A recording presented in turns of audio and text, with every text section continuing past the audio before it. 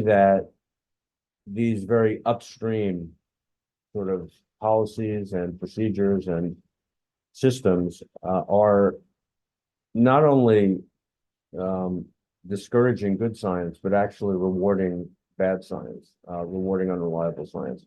And I would like to also not just point out the problem, but suggest some ways forward, because I think that is the most useful thing to do. But first, I will point out what the issues are. I'm just going to say in advance that since we're already at 25 past the hour, there are a fair number of slides here, but a lot of them are not repeats, but they are sort of further examples of something that I may have already talked about in an earlier slide. So what I might do is, again, in the interest of time, in the interest of actually getting to a conversation and a dialogue, I will maybe either literally flip through those or just look at them show them to you very, very quickly. I'm happy to make my slides available, and I know that this is being recorded, so you'll at least have some view of those. So let me start by asking a sort of, this is a bit of a joke question. It's an attempt to be humorous about what is actually a serious situation, but to hopefully get us all thinking about what is really going on in terms of citations in particular. And I'm going to explain in a moment why citations are so important and why I'm going to focus on them. But before I do that, I thought I would have a little bit of an exercise this morning and ask you how much you think a citation to a paper, so in other words, somebody referencing a paper in their own work, which then gets counted into various indices like Web of Science and Scopus and Dimensions and other places like that. How much is a citation worth? And you might say, well, I've never been paid for a citation. I've never paid for a citation. And I hope that that's true, because if you are paid directly for a citation, then that is its own ethical issue. However, these are different estimates. Again, a little bit of what we say here, tongue in cheek, a little bit of a thoughtful joke. But these are all attempts to quantify how much a citation is worth. And I will be telling the stories of some of these and how they came to be in a little while. But what this gets at is that citations actually can be directly translated into, or sort of almost exchanged, like an exchange rate of, say US dollars and euros or some other currency. They can be considered as having some financial value, because the more citations you accumulate, the more you might get paid in certain places. So for example, $3 is because there are some universities, and I'm going to talk about these later, that actually create positions for faculty members as a sort of tertiary, like a sort of an extra affiliation that then counts toward that university's citation count and therefore to their rankings. And they pay someone about $70,000 US to be one of these faculty members and not do anything except add their name to a paper, add their affiliation to a paper. $6 is actually what one publisher, until we started writing about it and they stopped this, one publisher was offering other researchers to cite per paper. And you could actually do this up to $30 US per paper, 5 different references. And then there's someone who says, well, if you do certain kinds of math, and if you look at granting and you look at financial, sort of reward in terms of grants for universities and of course for researchers, you can actually say that they're worth $100,000. That's probably a bit extreme, but it's, again, a thought exercise to help you to think very directly about what citations can turn into. Now, why bother? Why think about this? Well, the reason is that when you look at all of the ranking systems, which I'm going to get to in a moment, all of them rely very heavily on citations. Now, these ranking systems are more or less popular or more or less well regarded in different countries and different parts of the world. And they take place in different parts of the world. There are different agencies and groups that do these rankings.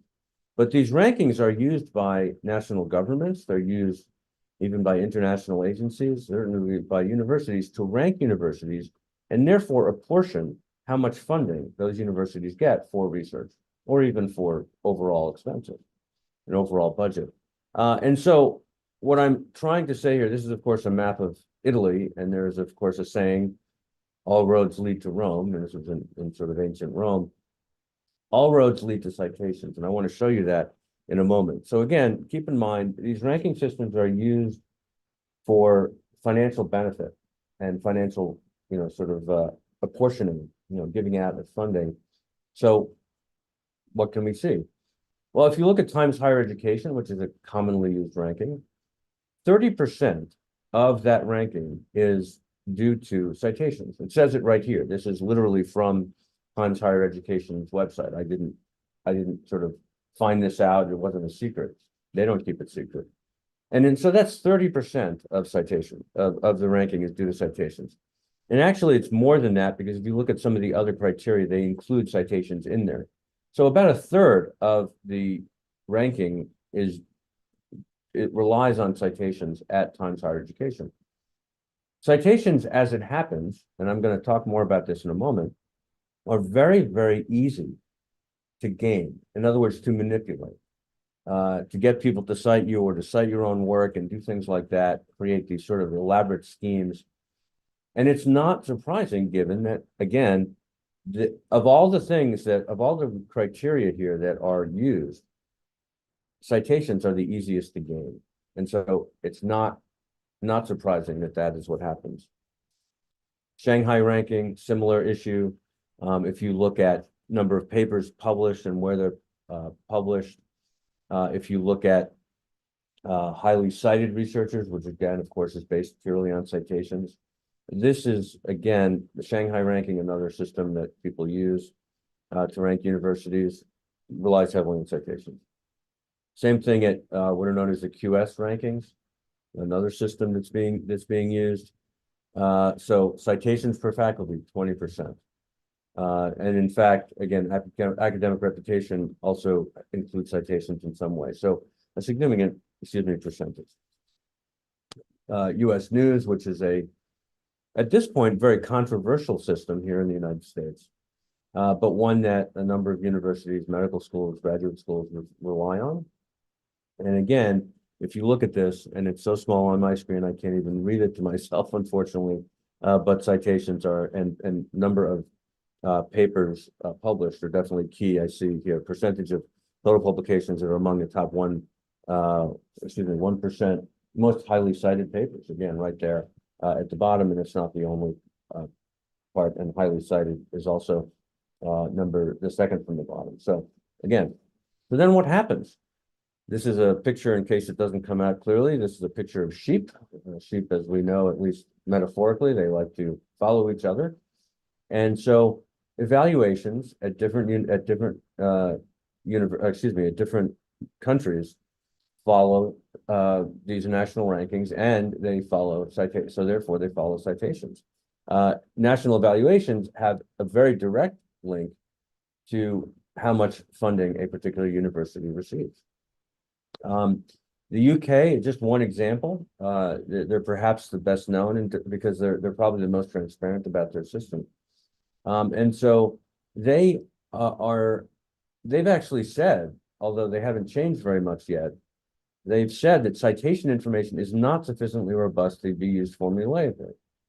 However, they're also saying that they're going to continue using it. So at least there's some element of question, element of doubt, but it's still a key part of their strategy and of their approach. Again, just to choose another example from Indonesia. This actually isn't, and I may be looking at this as a negative. I think it's pretty clear that Indonesia's Minister of Research thinks that it's a positive thing to have researchers there competing for journals and publications. Why? Because again, they rank researchers, they also rank universities using, again, papers, and in order to get cited, you need to publish a paper. So that all follows very clearly. So all of this is related to citations, to papers being published, to what we refer to, of course, as publish or perish. And these incentives, they are not they don't come out of thin air. They are not created by individual tenure and promotion committees. They're not, or even by universities. They are at a much higher level. The incentives are to have highly cited papers, highly cited researchers. And now I'd like to take a look with you, now that I've hopefully demonstrated to you that this is the case, that these are the incentives and that people are they are being told very directly, this is what you should be doing. What I'd like to show you in the next little while is what some of the effects are. And they are, to me, very predictable effects. They are effects that I would expect. Perhaps that's not immediately obvious, but I think that certainly in retrospect, it's clear why some of these things are happening. So what happens, this is in India, and I'm trying to give you a world tour, if you will, so that you see, and there'll be an example also, of course, from actually an African nation, from South Africa as well. But this is what happens in India, where there is a national list of journals based on, what can be, what you can publish in and get credit for, or even get paid for in the case of article processing charges for certain open access journals, which I'll talk about. So what's happening? Well, this UGC list has been actually infiltrated by some bad journals, some journals that are what's known as predatory, where I don't like the term, but it means that the journals are not really doing what they say they are doing in terms of peer review and in terms of quality. And so then there are fights over what actually gets included. And there's a lot of incentive for journals that make a lot of money doing, publishing, to actually, get into these systems. There are national systems, there are actually international systems, excuse me. This is Claravit. I think a lot of you are familiar with Web of Science. And so that's considered by many countries or by many universities to be a reliable list. And they have to constantly look at journals that are citing their own work, that are encouraging researchers to cite their other work in that journal at a much higher rate than you would like. And they actually are removing those journals because of that behavior. And so, again, this is actually, in the short term, a good move. It's a good decision. On the other hand, it reflects a much larger problem and a much larger incentive structure problem. There are journals that actually are hijacked because they have been listed in a place like, in particular, Scopus, but other indices. And what happens is, let's say that you have a journal, you're a publisher of a journal, and usually it's a small journal, not one of the larger publishers. And you have to pay your domain registration, your URL, your website, and you forget, or the credit card expired, or something happened, something small like that. There are these publishers, these journal publishers, that will actually look out for that, buy the domain name, and pretend to be your journal. So your journal will be hijacked.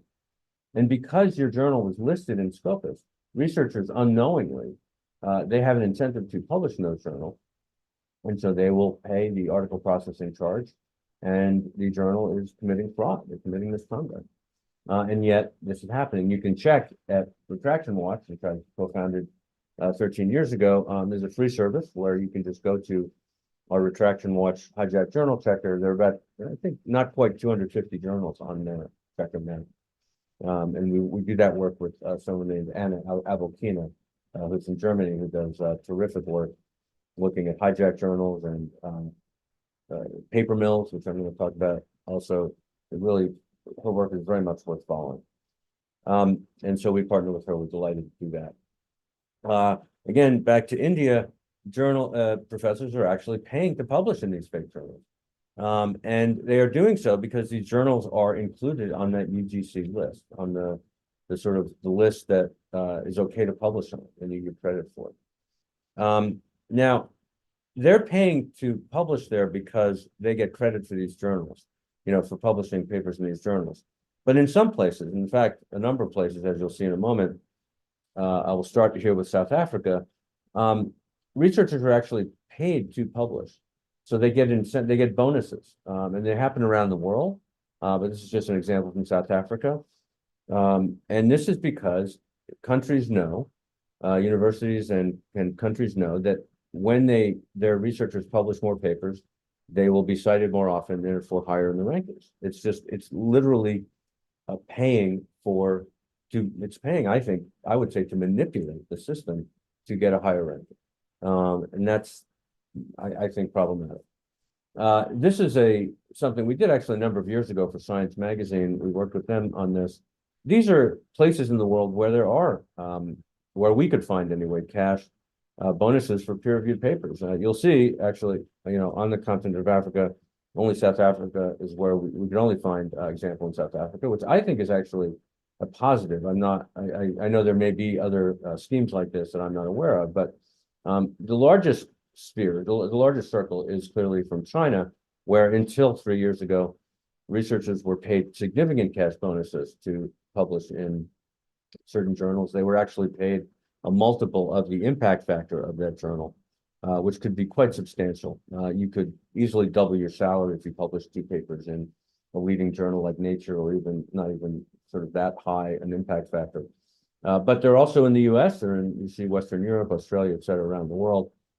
This is a very direct consequence and a very predictable consequence of citations being so important to the rankings, because countries and universities put their money, as we say, where their mouth is.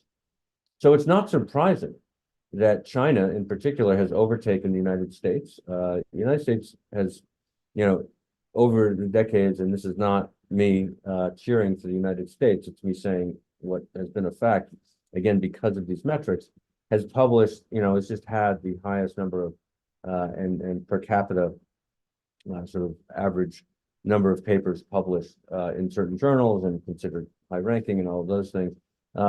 Again, because of these incentives, China has now overtaken the US in that, and that just shouldn't be surprising. And there's a story like this every 6 months or so about some different metric where China has overtaken the US, and that is sort of an obvious competition. There's economic concerns, much larger than science, but things we should be thinking about. Again, so there's cash for publishing papers. There's also cash just for citations and maybe indirectly for publishing papers.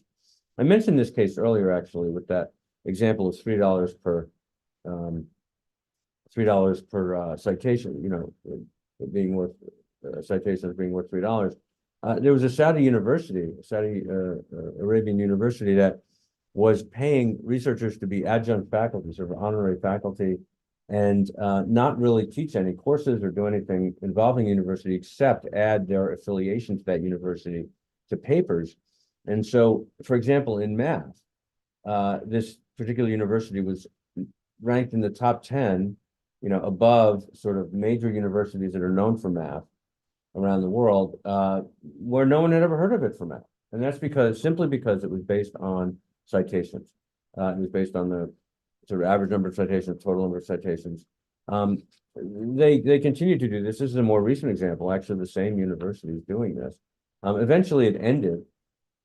Excuse me. Actually, I'm not sure it ended. I know that the places that count citations and count affiliations actually stopped counting sort of distant affiliations, if you will, third affiliations. They would count 1 or 2, but not 3. So that eventually stopped, but it went on for about 10 years before anybody did anything about it. This is a researcher. He's a researcher in Spain who, what he does is he creates like PowerPoint presentations, kind of like this PowerPoint presentation that I'm using today. He cites himself in it. He uploads it to his university server, and Google Scholar actually picks that up and doesn't differentiate that from regular papers, sort of peer-reviewed papers. And so as a result, he has an incredibly high Google Scholar metric. I haven't mentioned Google Scholar before, but it's another example of, and it calculates H-index, which is based on citations. And so he's not doing anything illegal. I think it's a little strange, but it's not illegal. I'm not, the ethics of it depend on whether Google Scholar rankings really matter. Unfortunately, they do. But this is, again, something where someone has found a way to manipulate the system.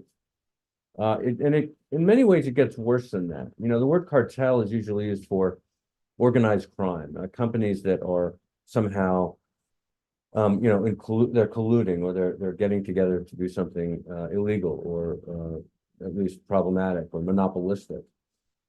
This was an item from more than 10 years ago by Phil Davis at Scholarly Kitchen. Phil does a lot of work on these issues.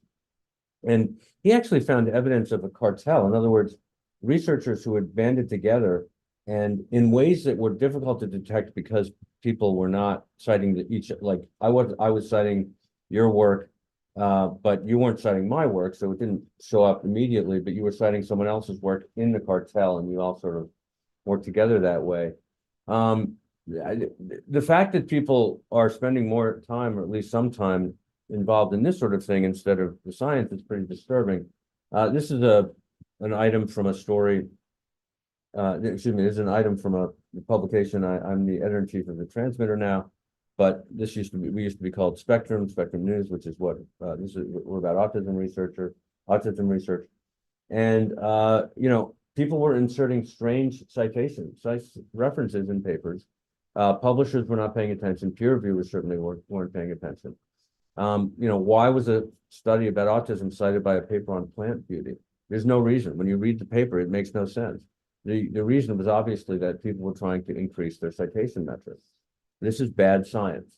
It almost doesn't matter what the paper says and whether it's of any quality. You have to therefore doubt whether any quality assurance is happening. And so this is my main sort of argument, if you will, is that garbage is being published in the literature every day. And the fact, now it may not be fraud, you know, it may not be a fraudulent paper. The data may have been held up, but that makes me question everything that I read, because I don't know what kind of quality assurance has happened. Researchers are citing themselves. This is somewhat accounted for now by some of the systems and the indices, but not completely. And so this is a paper by someone named John Ioannidis, who some of you may know his work. He's quite well known in terms of sort of meta science and meta analysis, certainly, but also looking at scholarly issues like this. Here are people who cite themselves. I suppose that's okay, but that really shouldn't count in terms of any ranking system, and yet that's why they're doing it. We reported on this case, and I actually, this was a $6 per citation case that I mentioned, where they were actually asking people to cite work in that journal. They stopped doing it after we published about it, which I suppose makes us feel better about it. But it's happening all the time, and we can't possibly report on all these cases. So again, what does that do? It increases the impact factor of the journal, gets more researchers to be interested in that journal, et cetera. And yet, unfortunately, what's happened is that, and you've probably all had this experience if you've ever published, often you're asked to cite papers in the journal or by what turns out to be the reviewer. And in fact, in a survey, it became pretty clear that researchers who agree to do that actually get cited, get published more often. And guess what? We all, not me, but all of you, as those of you who are researchers, need to publish in order to, again, get tenure promotion. And so you do what is necessary to get published. And if that means including citations that you don't necessarily think are relevant, or maybe they're relevant, but it's not the ones you would have chosen, well, people do it. And because they know they will be more likely to be published. So what does all this end up meaning? One of the things that, and again, there are citation cartels. There are actually companies that have been set up to take advantage of all of this, frankly, desperation among researchers and among, you know, journals and universities. These are paper mills. So paper mills, which have become more and more, I think people are becoming more and more aware of them. They're not new. They've been around at least a decade, and probably much longer than that. But certainly lately, because of the industrialization of the scientific publishing process and all of that, they've actually just become more prominent. These are just examples from Retraction Watch of stories about paper mills. And paper mills do a few different things. One is that you can actually go and buy a paper, so an entire paper from start to finish. You don't do any of the work on it. They put your name on it. they've probably stolen that paper from someone else that maybe that they've worked with before in some other capacity. So you just buy a paper. The reason paper mill is used is because the paper mill print paper, but obviously not scientific paper, just paper. And you can, therefore, and they will walk you through the whole process and get it published for you. You can also buy authorship. So what happens is you have a paper that is submitted and accepted. And at the very last minute, as the author, you add another colleague who had nothing to do with the paper and probably is at another university somewhere else. But you add them. And the reason you add them is because you put that paper as a about to be published paper, an accepted paper that had been through peer review onto a brokerage site, which is all they're also run by peer reviewers. You said for 500, whatever your currency is, you can be an author on this paper. Please send me money. And then all of a sudden someone's an author. This has been responsible for many, many retractions in our database. The Retraction Watch database, which now is actually was acquired by Crossref. It's really available data. So I'll talk about it in a little while. And so publishers, as you see here on the bottom right, are retracting hundreds of papers at once. Hindawi, which I'll talk about in a second, has retracted 8,000 papers. Some of you may have read about that in Nature this past week. Other researchers are actually finding ways to peer review papers themselves.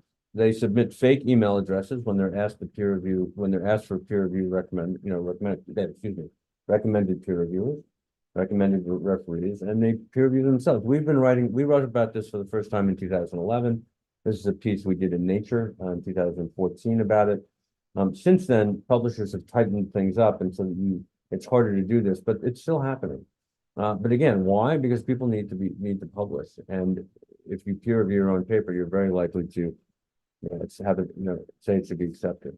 There's even cases here in the United States where, essentially, paper mills and journals that are very, very dodgy, very sort of not a good reputation, are actually helping high school students publish papers so that the high school students can get into college.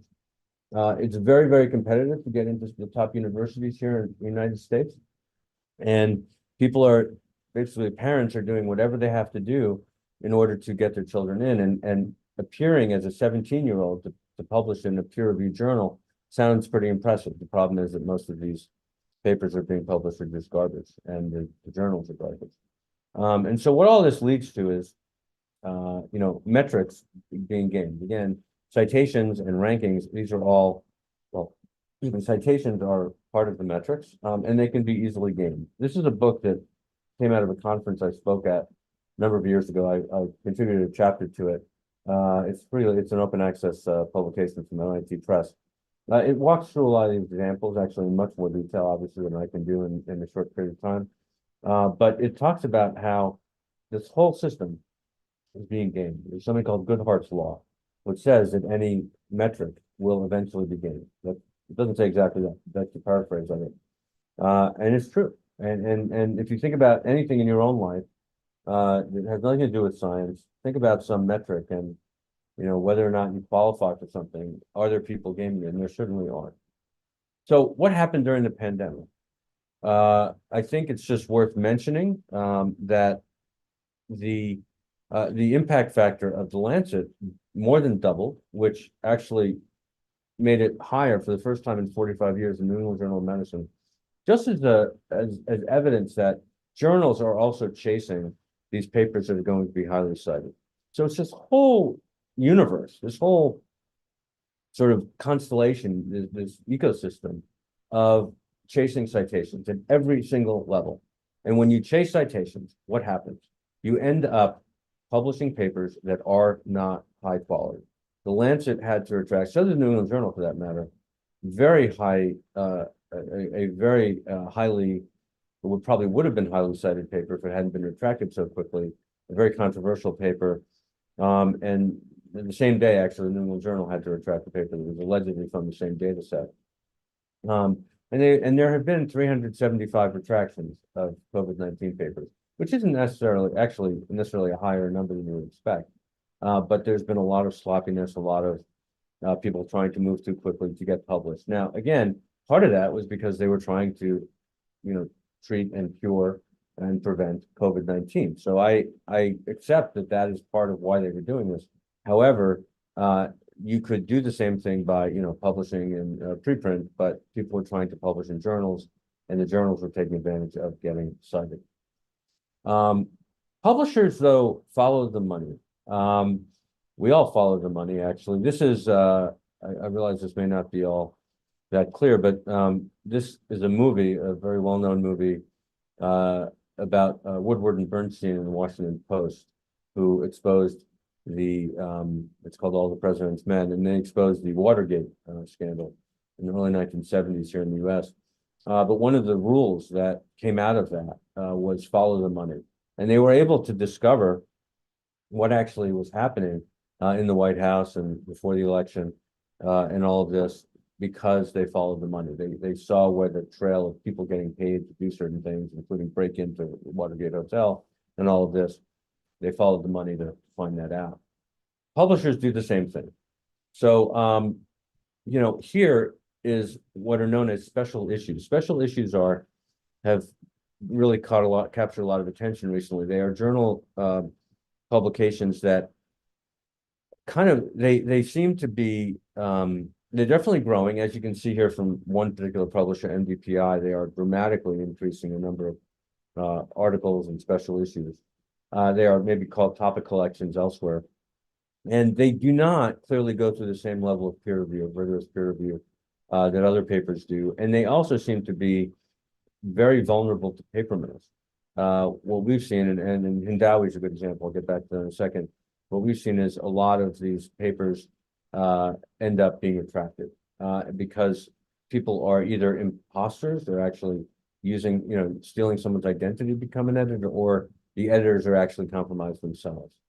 And meanwhile, researchers are facing real problems in terms of paying for this, and real constraints and real pressure. So they have to publish, and this is a paper that was from a few years ago now that is examining this issue of this dilemma for scholars in Africa, for researchers in Africa. Can you afford to publish? Can they afford to publish? And because these rates, they could start in the hundreds of dollars US, they can go up to the thousands of dollars, even more than $10,000 US. That is a significant budget impact for anyone, particularly in lower income countries or middle income countries that are not do not yet have the budgets to pay for article processing charges. And yet, what do publishers do? They just keep publishing, as you see, more and more of these issues, and all of these are based on article processing charges. So what ends up happening? Well, publishers end up stumbling. So they are facing issues where they had to retract. In this case, this was Springer Nature, and it wasn't. These were not article processing charge open access papers. They were actually typical subscription papers. The authors weren't paying. If you can explain to me what aerobics and dance training have to do with geology, or what atmospheric change and Latin dance performance have to do with one another, I would love to hear that. But these were nonsense papers. They were literally made up, maybe by AI. It's not clear, but clearly they should never have been published, and yet they were, because specialists is such a problem. So this post is actually it's from a retraction, which just yesterday. Hindawi was acquired by Wiley not quite 3 years ago now, the beginning of 2021. And since then, they've realized that many of their journals were overrun by paper mills. And so they've had to retract 8,000 papers just this year, 8,000 papers. That's more papers than have been retracted by all publishers in years previously. So again, all because authors need to publish, universities want their authors to publish. Hindawi had vulnerability, and that happened. Well, the publishers actually are now, in some respects, paying the price, although I don't know how long that'll last. They lost money, significant amounts of money because of this. They had to pause special issues, or they decided to. They're actually getting rid of the Hindawi name. That's going away because it has such a bad reputation. They didn't say that directly, but that's my, I think, evidence-based interpretation. Why? Because 20 of them were delisted because of all these paper mills. And so, again, this is having a real effect. Citations driving, just driving the need for publication, the need for citations, driving tons of garbage, real junk into the literature. And then what happens is papers get retracted. You may have seen this piece from Nature last week where they used our database, or the Retraction Watch database, which has 45,000 retractions in it. We haven't been able to keep up with all the Hindawi ones because we enter them all by hand for quality assurance reasons. They're getting entered, but in the meantime, they added those 5,000 from Hindawi we didn't have. So they got a corpus, a group of 50,000 retractions. They analyze them. This is the trend in retractions that a lot of people are now talking about. I'm doing interviews every day with different media around the world, which I'm very grateful for, but they're very interested in this. 10,000 retractions, a record number this year. And again, 8,000 of them because of the Hindawi situation. But retractions have been rising before that. People are finding issues. These are trends in biomedicine where they've clearly been rising again for many years. And this used our database. This is a paper that came out in a piece, an article that came out in The Economist in February, again, using our data, very well reported piece, far beyond our data. But at the same time, and I want to talk about retractions a little bit, and I look forward to maybe having an opportunity to talk more about retractions with this group and others in the future. But briefly, just to say a bit more, because I talked about the increase in retractions, that clearly isn't enough of the that isn't the right number of retractions. I think the number of retractions shouldn't just be 10,000 a year. It should probably be about 100,000 a year based on certain lines of evidence. This is just to give you a sense that publishers are not retracting papers. They are reluctant to do that. They take a lot of time, even when they do it. We know when papers are, in some cases, we know when authors or universities have requested retraction and how long it takes. This is an example where someone said, please don't ask for my papers to be retracted. This means I will, lose my job. I will not get promoted or whatever is happening. But these were fake papers, and the different issues with them were fake. And so they really need to be retracted. And so what does the researcher do rather than say, well, I did something and let's work through it? Says to the sleuth who found the problem, the sort of detective who found the problem, please go away. Please stop playing with my life. And that, that I can sympathize, but again, we should be looking about what's good for science. And the fact that this researcher was pressured to publish and therefore, there was more junk in the literature, that is a direct, I think, a direct effect of the need for citations. Researchers are suing one another or suing publishers, suing journals. I don't know how common this is in all parts of the world, but in the United States, and we've seen it in other countries as well, people, even when they're criticized, they get they sort of sue for defamation, they sue for libel. This is really bad for science, I would argue. There's another researcher, this particular researcher in the US, he's from Italy originally. He loves to sue. He never wins, and he ends up owing his lawyers a lot of money, which I guess is his problem. But again, this isn't good for science, but all it does is make people even less reluctant, even more reluctant to criticize. They're scared of being sued. Publishers are reluctant because they have a lot of attorneys to retract. So what ends up happening is that it's a slow, opaque, and inconsistent process. That's a quote from this paper. Researchers they tried to contact 36 different journals. Fewer than half of those journals actually got back to them about what they were going to do about the issues they raised. And these are researchers with a really good track record of finding issues. They're responsible for a lot of retractions. In the UK, I gave testimony a while ago now for this particular report, and they said, well, this process shouldn't take more than 2 months. And that's somewhat arbitrary, but it speaks to the fact that there's a lot of people, even in a country that, again, uses citations and maybe because they use citations for the research evaluation exercise, excellence framework, they're saying the committee in Parliament is saying you really need to speed up the process of correction. But again, because citations are so important and retractions tend to limit the number of citations or decrease the number of citations, it's not happening. Again, just to give you quickly, I've sort of hinted at this, but the number of papers that should be retracted is much higher than the number that actually is. This is a group in Indiana University. Actually, they were University of Alabama in Birmingham at the time. That looked at 24 different papers. Only 8 of the journals actually wrote back to them. One of them is the lead of this group is really a leading top epidemiologist, statistician, and his issues were real and needed to be addressed, but nobody was. This is a paper that came out now 7 years ago, but Elizabeth Bick is the first author. She was not as well known then. Now she's very, very well known as a sleuth, as a detective finding issues. She looked at 20,000 different papers and found that 2% of them had features suggestive of deliberate manipulation. Those should be retracted, and only a fraction of them have years later, which is again why I think that probably 2% of retractions rather than 0.2%, excuse me, 2% of papers rather than 0.2% of papers should be retracted. This has a real impact on reproducibility rates. If you are pushing garbage papers, it's not surprising that reproducibility, in other words, the ability to replicate, reproduce particular work, is at best 50%. Now, should it be 100%? Probably not. But these are the failures to reproduce, so they should be as low as possible.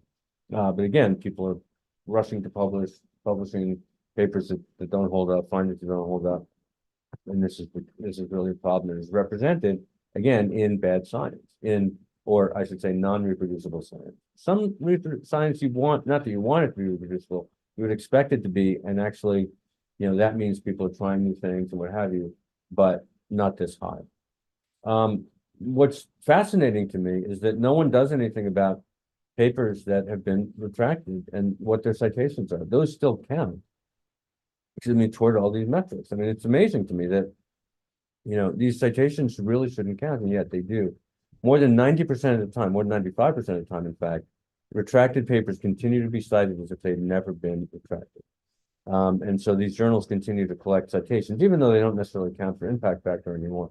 It is still an impressive figure, and no one's paying any attention. Alison Obrightis is one of the authors of the paper. She's our research director. You can now use our data to check whether you can use the retraction watch data. It's freely available through Crossref to check whether a paper has been retracted and whether you should be citing it. Again, I'm happy to say more about that in the discussion, or maybe at another time we can talk more about retractions. So again, the problem is that, and this is from 2014, so it's fairly old now, but still, it's people have become accustomed and used to this, and they basically said, well, this is we're not going to be able to change it. I'm more optimistic than that. I think there are, and I'm going to show you on the last 2 slides here a couple of hopeful and optimistic. I promise to tell you some things that people could do about this, and I'm going to include some of those. But this is a paper that basically said, well, this is how we're going to continue, and in fact, we're going to expand it. No, that's different. Different in my point of view. But I figured I would share that with you. And again, going back to the REF in the UK, which continues to use citations, even if a little more indirectly, they themselves said that in an analysis that doing that did not actually increase productivity or create more productivity in terms of research excellence. So again, that's probably being kind, it's probably being generous, and I would argue again that this is actually creating more bad science, but certainly it's not creating good science. So what can you do about it? You can opt out. I believe we're going to have a discussion about what the risks are of that, and I welcome that, and I think we need to have a frank discussion about that. Are there other indicators instead of using only bibliometrics or primarily bibliometrics? Are there other indicators? Can you look at, whether or not people share data, whether or not they collaborate, whether or not their research adds not necessarily something practical or applied, but does it add to knowledge? Are there other ways to judge that? Replications, and which would never get published, nobody wants to publish them, are something that really add to knowledge and help us understand what's true and what isn't true, and getting closer to that sort of fact, truth. That, that's going to be de-emphasized by a citation economy. What can we do about that? Well, we can look at other ways to measure things. And again, what are the impacts on society and knowledge? How can you look at those things? There are 2 movements, if you will, or 2 sort of organizations, loosely speaking organizations. DORA, which basically is a group that says let's not rely on impact factor anymore. Leiden Manifesto, which does some similar, makes some similar suggestions, and you can look it up here. This was a paper, a piece in Nature a number of years ago, but these are similar. They have at least similar bases. They have some differences, but two that are worth looking at, and that I would encourage universities and certainly research integrity officers and other ethics managers to look at in terms of their own universities, and seeing what can be changed, what can be, what can be a better way to think about the impact of research than just these numbers that keep getting manipulated. This is, if you would like to follow up afterward, I know we're going to have a discussion now, but happy to hear from anyone.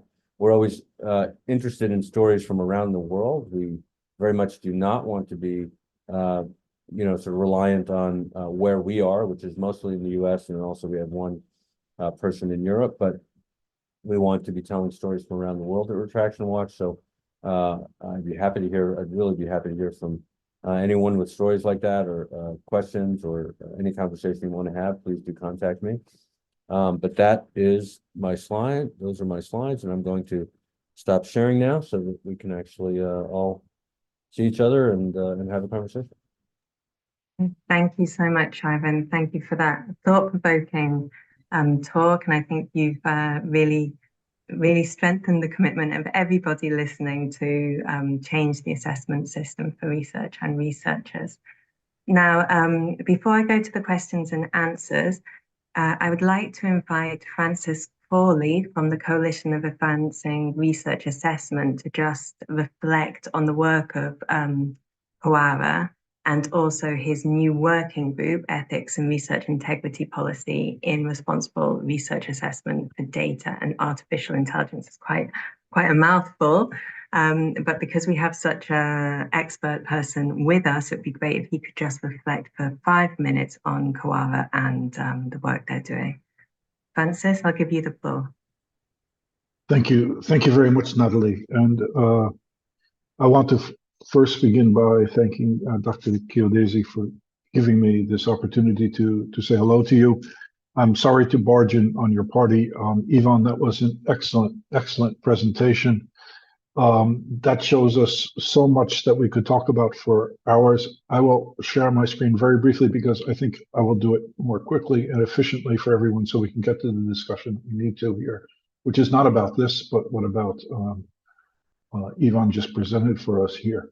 However, so we put together this working group here on ethics and research integrity policy in responsible research assessment for data and artificial intelligence. So this is a working group that is in principle accepted by PANDORA, which is the Coalition for the Advancement of Research Assessment. This has come out of much of the work.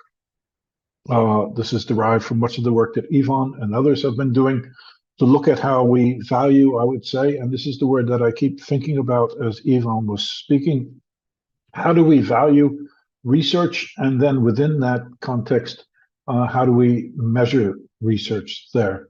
So I will only say that we will have 3 focal points within our working group. This is what we've discussing and still working out for us, but a detection of AI-generated fake data or writing.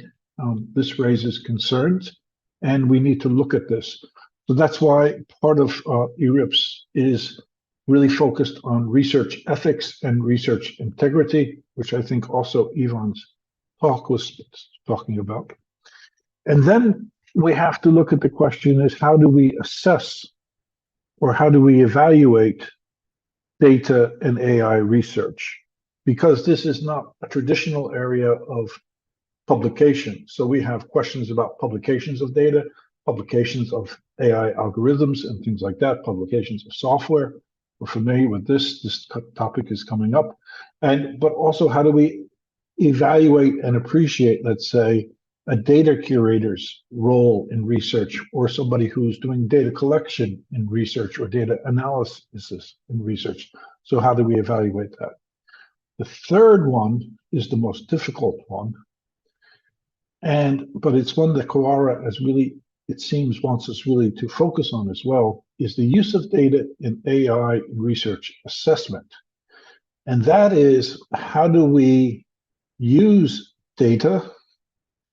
And in fact, Ivan has presented us with a lot of data. So how do we use that data, but also other forms of data? And how do we apply AI in order to do a better job with research assessment? Now, this will also be applied in peer review and other places. But we want to look at this here because probably if you see the vast amounts of research that is published today, the vast amounts of publications, and the importance that these publications have, we're going to have to rethink how we assess people and how we can better understand and appreciate this new and fastly evolving landscape of knowledge and the role of the researcher and research institutions in it. So that is what we will be doing within our small Quora working group. I'm happy to say that Dr. Kiyozoze and I were both co-chairs, along with a number of other people who are co-chairs in this working group. We do this together equally.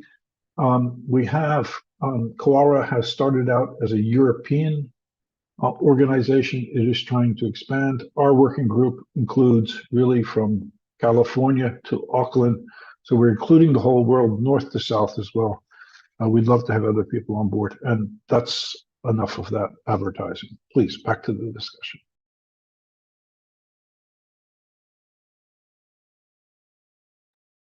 Thank you so much, Francis, and thank you for adding your thoughts to this really great discussion.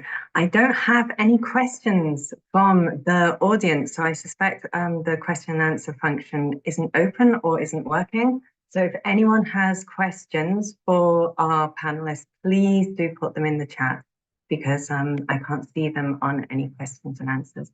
I do have some questions though, prepared, just in case there weren't any. So I would really like to hear from Ivan or Francis. I'm from a country that is integrating narrative CVs into the assessment of researchers. It's been done quite thoroughly, and it's been supported at all levels from funders and institutions.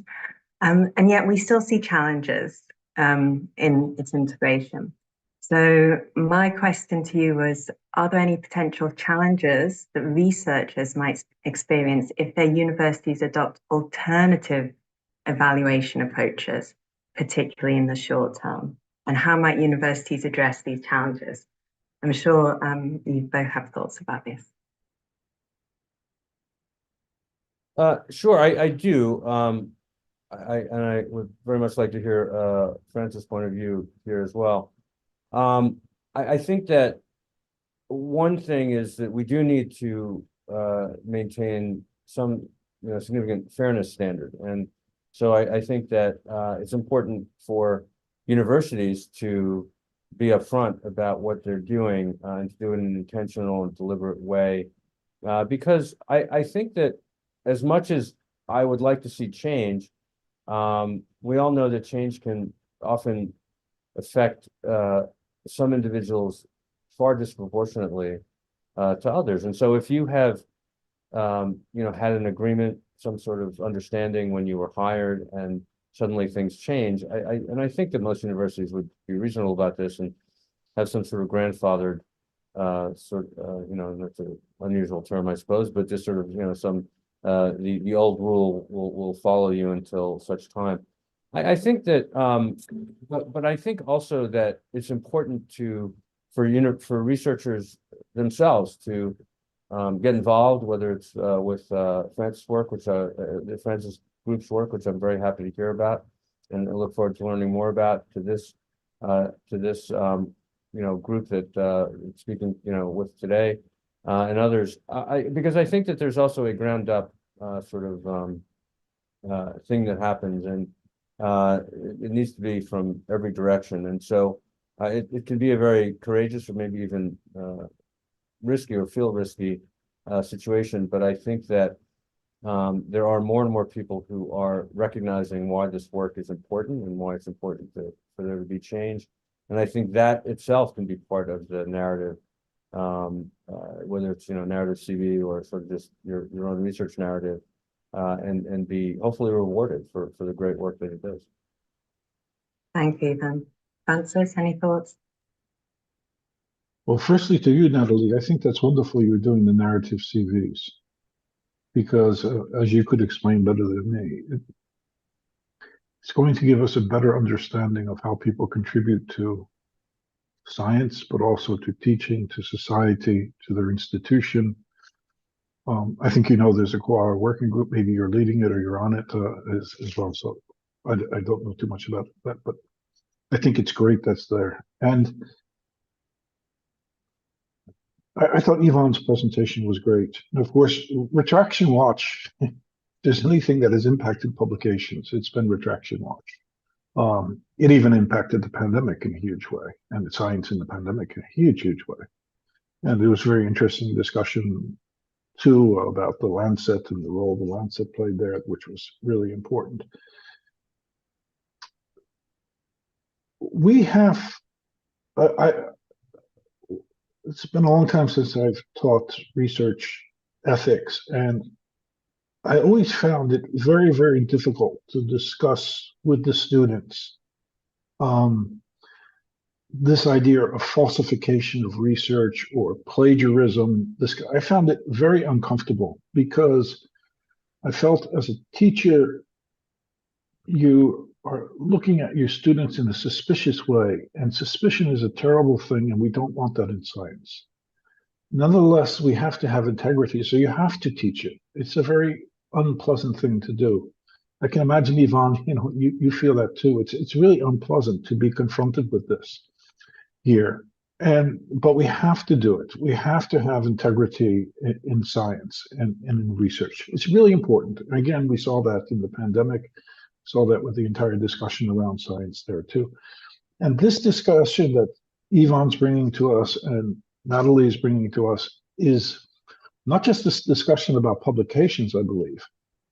It's really a discussion about what is science, what is the role of science in society, and how do we value science? And then in that case, also, how do we value scientists and scientific information, or our professors, our teachers, things like that? How do we value them? And the other part of this is, how do we manage our knowledge today in a digital world? This is a really huge problem because we're coming to different forms of knowledge and different methodologies for extracting knowledge, for example. So we have to find new ways to manage this as well. It's a crucial discussion. It's a discussion that goes back to the founding of the European universities in 12th and 13th century. It asks us, what's the role of the university? What's the role of education? How do we teach? I'll stop. Thank you. Thank you, Francis. We have some questions in the questions and answers. And I just want to check with Chidozie. I think you want to finish sharply in 6 minutes. Is that correct?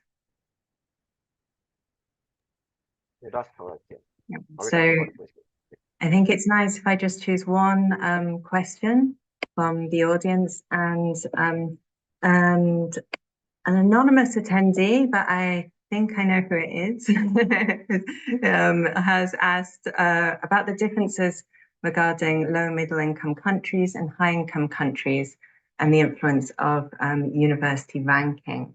I think that's a nice question for this setting. Does anyone want to just reflect on how these metrics have particularly influenced maybe inequalities between North and South? Yeah, I think, well, it's a great question, and I think it's important to look at inter and intra sort of inequalities, but also just, sort of behavior and incentives. I think that what you saw was that what we've seen anyway, going back to when a lot of these impact fact, for example, when impact factor was developed, which really was only in the 1950s, right? You had at that time, historically, right, you had sort of already a great divide between lower and middle income countries, and of course upper income countries, wealthy countries, and the impact factor sort of came out of well, a wealthy nation, this one, the United States, and so that was established. And so whenever you have rules that are or even unofficial rules and sort of that are created by, if you will, the powerful, the wealthy, you're going to you're essentially cementing that. You're just enforcing that inequality, intentionally or not. Gene Garfield was, I knew him. He was actually a mentor of mine. I worked for the magazine we created, so I think he was as horrified by the impact factor and what happened to it as anyone, or at least that's what he certainly said and published. So that sort of, I think we have to appreciate that is where this all came from, because once you cement that, it's very hard to remove that. And it's no accident, I don't think, that so much by that time, English was the language of science. And so, and no disrespect to any other language, that was just a fact. And I, of course, benefit from it because it's the language the only language I actually know.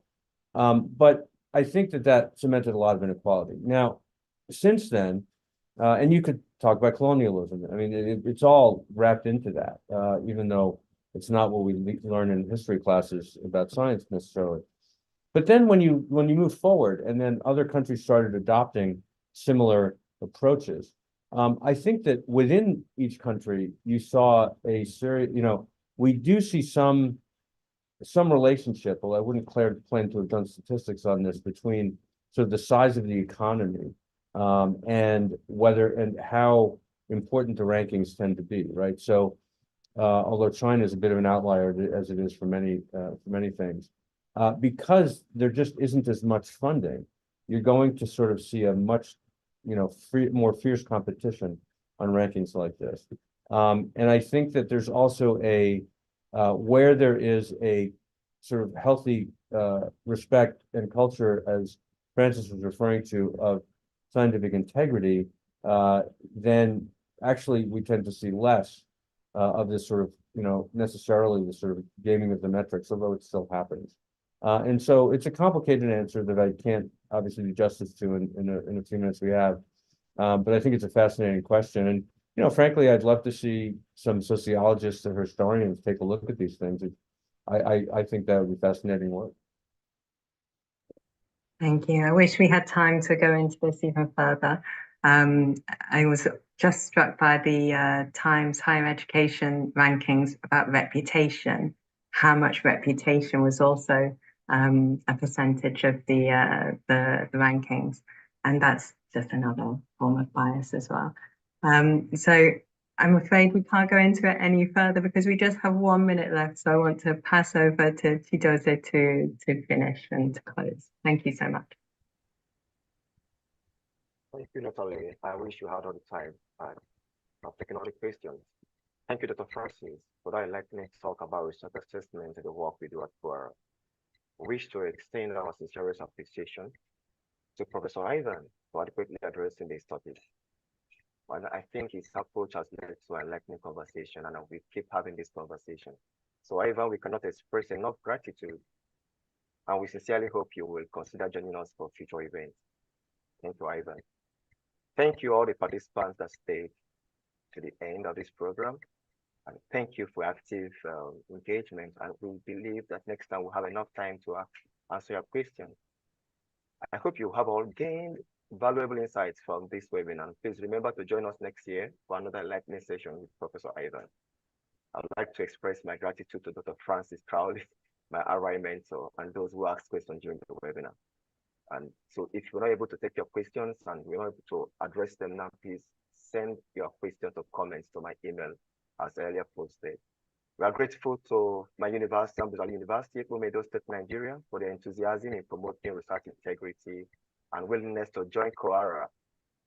AAU, thank you. We thank all university representatives, administration students, researchers, and funders and journal editors for attending this webinar. Please keep visiting our website for updates on future webinars. Thank you, my co-moderator, and also my RI mentor, Dr. Natalie Evans, for professionally handling this short time question and answer session. I couldn't have asked for a better moderator. I want to thank you, the management of the Area Specialist Teaching Hospital, Area Edo State, Nigeria, and Pandora-ISTH Consortium, funded by the ADCP, for creating this global learning platform and for supporting responsible science education for researchers in Africa. Thank you, Dr. Harry Daniel Sogun, the PI Pandora Nigeria, and the research clinic team of public health physicians and scientists at ISTA for their behind-the-scenes work. So please visit our website and YouTube channel for the record in case we missed it. We'd love to hear from you about our experience and improve our future webinars through your comments. Please let us know if we wish to partner with us to promote research education in the region and worldwide. With that, we conclude this webinar and wish you all a happy holiday and a prosperous 2024. Bye. Right, thank you. Bye, everyone.